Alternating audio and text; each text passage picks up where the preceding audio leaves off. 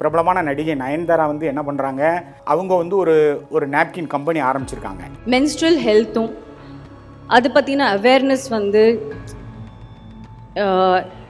இன்னும் நம்ம நாட்டில் இருக்கிற ஒவ்வொரு பெண்ணுக்கும் போய் சேரலன்னு நான் நினைக்கிறேன். நிறைய பேர் அவேராக இல்லை.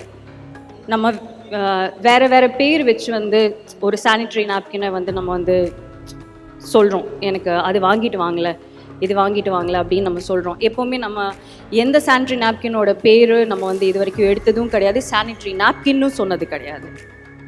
இன்றைக்கி நம்ம ரொம்ப தைரியமாக ஒரு மேடையில் வந்து இவ்வளோ ஆண்கள், நம்ம இவ்வளோ பேர் பெண்கள் எல்லாரும் தைரியமாக சானிட்டரி நாப்கின் அப்படின்னு நம்ம சொல்கிறோம்.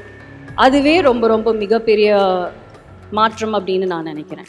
ஏன்னா அவங்க வந்து அதை வந்து பயன்படுத்தினா அவரோட கணவர் கூட வந்து மேடையில் ஏறி சொல்கிறாரு, இதை இவங்க பயன்படுத்தினோன்னா அந்த டைமில் மென்சுரல் பீரியடில் அவங்க கோவப்படுறது இல்லைன்னு சொல்லி அவரோட கணவர் விக்னேஷ் சிவன் வந்து ஒரு வீடியோவில் பேசியிருக்காரு, மேடையில் பேசியிருக்காரு.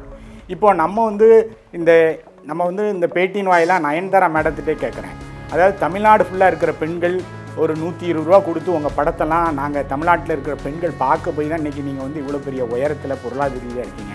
நாங்கள் தமிழ்நாடு உங்களை லேடி சூப்பர் ஸ்டார்னு சொல்லி உங்களை அவ்வளோ பெரிய உயரத்தில் உட்கார வச்சுருக்கோம். இப்போ இப்படி ஒரு பிரச்சனை இருக்குதுன்னு தெரிஞ்ச உடனே நீங்கள் ஒரு பெண்ணாக இருக்கிற நயன்தாரா நீங்கள் வந்து என்ன செஞ்சுருக்கணும்?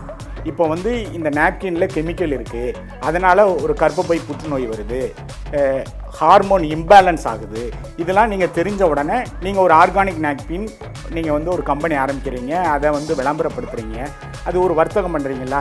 ஏன் நீங்கள் வந்து இப்படி ஒரு கெமிக்கல் நாப்கின் இருக்குது, நீங்கள் எந்த ஒரு கம்பெனியுமே கூட நயன்தாரா மென்ஷன் பண்ண வேண்டாம், நான் இப்போ எந்த கம்பெனி கூட மென்ஷன் பண்ண வேண்டாம், ஆனால் ஒரு கெமிக்கல் நாப்கின் இருக்குது, அதனால் இங்கே வந்து ஹார்மோன் இம்பேலன்ஸ் ஆகுது, கர்ப்பப்பை புற்றுநோய் வருதுங்கிறத நயன்தாரா ஏன் சொல்ல மறுக்காங்கன்னு எனக்கு தெரியும்.